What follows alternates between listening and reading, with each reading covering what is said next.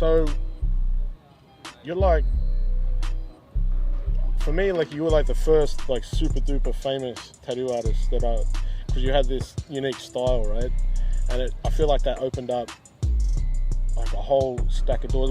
Was anyone else doing your style before? Yeah, of course. I mean, when I started tattooing, I mean, there was people before me, like obviously Kat, you know, she went leaps and bounds. I mean, she's the most famous tattooer and she killed it.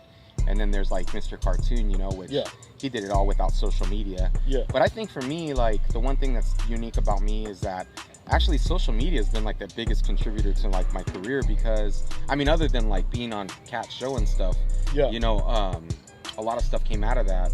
But as far as like my style of tattooing, I think it was unique in a time where, you know, people like, there was people like in the States like Dino Cook and this guy Boris from Europe that were doing similar stuff.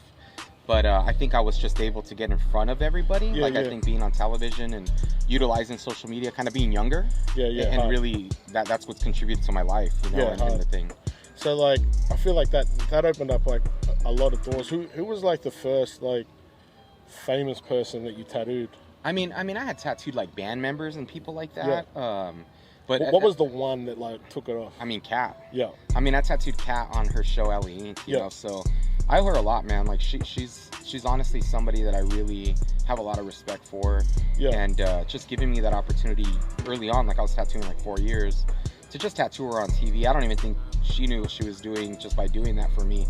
And I didn't know at the time either, but that kind of catapulted me to a place where people kind of was like, who's tattooing this famous tattooer, you know? So, you know, and I only did a few tattoos on her, but she's I'm thankful for that. And like that opened up doors for opportunities to tattoo like Diddy. Yeah, man, I on a jet. Yeah, I mean, I didn't tattoo him on his jet, but like, you know, I've tattooed like a lot of rappers over the time. Actually, I got to give a lot of credit to Wale. I don't know if you know who he is. But, you know, Wale's a super good dude, and I remember I had a conversation with him on the phone before I went and tattooed him in Atlanta, and he was like, "I'm gonna change your life," and I was like, "Oh, okay, cool." And he's like, "No, for reals." He's like, "After I get tattooed, everybody's gonna get tattooed." What did you put on him? I put a Malcolm X on the back of his forearm. I did a small MMG, which is Rick Ross's label.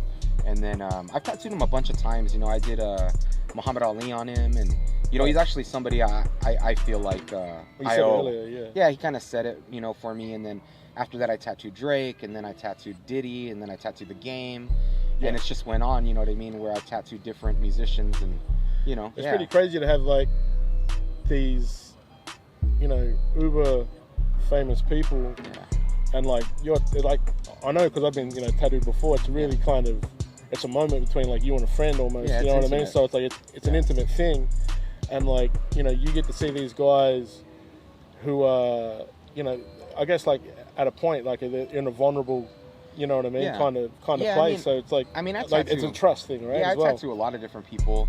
You know, it's funny, man, because I still tattoo like, I mean, bikers and gangsters, you know, and people like that. Do you charge them different? I mean, yeah, you know, I mean, I don't really charge them. You know what I mean? Like somebody I know very well that I've known. He's actually the first person that I was brought into tattooing when I was 16. I've been tattooing him as of recent, and I don't charge him. You know, I'm doing something special for him with whatever lifestyle he lives. But you know, yeah, man, it's unique. Like I tattoo a lot of people like that, and it's funny because Cartoon actually said something that made sense to me, you know, because I'm not like that. Like I don't have that, like, you know, machismo chicano thing going on, but you know, I still come from Southern California, and you know, my roots are still there, and you know, you still have to keep it where you tattoo people in the streets, you know, and you know, like even Crazy Ruben, like I tattooed him for free recently, and he's a friend of mine, you know, and so there's a lot of people that I still deal with like that, and we all do, I think. But yeah, it's weird to tattoo people that I've known for a long time that, you know, are kind of like that, and then tattoo people that are kind of at the top of the tier of their life, like, you know, like Diddy or The Rock, and get to talk with these people. But the one thing that I've really come across that is really refreshing to me is that, you know, they're just like you and me, bro. Like I get to have conversations like this, and it's unique, and I really respect their time and respect our conversations to where, you know, it's special, man. Yeah, word. You know? Was there someone that that you just missed? Like they flaked out on the appointment that you just missed? I've always had situations like that. I had like the president of Venezuela hit me up one time, and what does the president get? Well, he wrote me to get tattooed for his son. Okay. And so his son was going to get tattooed, but I guess they have a bad standing with the United States, and so I guess he's a dictator. Yeah. So that never happened, you know, but I mean, they tried to get tattooed. I just wasn't sure if it would be a good decision on my part, you know. But I'm thankful people are watching, you know. I've had people like a guy in Brazil, man, his family owns like one of the largest museums, like one of the top 25 museums in the world. And he tried to get tattooed, and they own like hospitals and everything. But the guy got upset because I guess my assistant like sent an email that's like a normal email we send to everybody, and he took it offensive, you know. Okay. And he was like telling me how like a disclosure kind of. Well, no, it was just like, you know, Nikko can cancel anytime. This isn't going to guarantee you're going to get tattooed. Like we were going through the process, but I guess the process didn't work for him, you know. But a lot of people, man, like Chris Brown's hit me up. Actually, he called my shop, his cousin, when he had gotten the piece on his neck that was like a Day of the Dead girl, but everybody was saying that it was Rihanna beat up or something. But he ended up not coming through. Man, it's happened a lot, bro. Yeah, it's happened a lot. Like, I just tattooed Kevin Gates, and we had been talking to tattoo him before he had went to jail recently. Yeah. So I had no communication with him for years. Yeah. And then finally he's been out for about 2 years, and he hit me up, and I had the day off, and I was like, yeah, dude, just come down, let's do it. Yeah. So we ended up doing it. Yeah, it was cool. So yeah. Sick. So do you get much time at home now, or you constantly on the road? I do get time at home. Like I'm real, whatever's in front of me I do. Yeah. So like if it's home and family, that's what I'm doing. So if I get one day, then that's what I do. Like there isn't nothing else that's going on. That's the most important thing in that moment. And I just try to handle things like that. It's like being here at Rites of Passage, you know. Yeah. It's like that's what's in front of me. So I got to handle that. And then I try not to think too far in the future. I mean, I plan for the future, but I try not to think about it. Yeah. That's the only way I can manage it. Yeah. So where to next? So next, I think I might go to Colombia, and then I go to, I got so many. I go to Mexico, Colombia, Russia, London,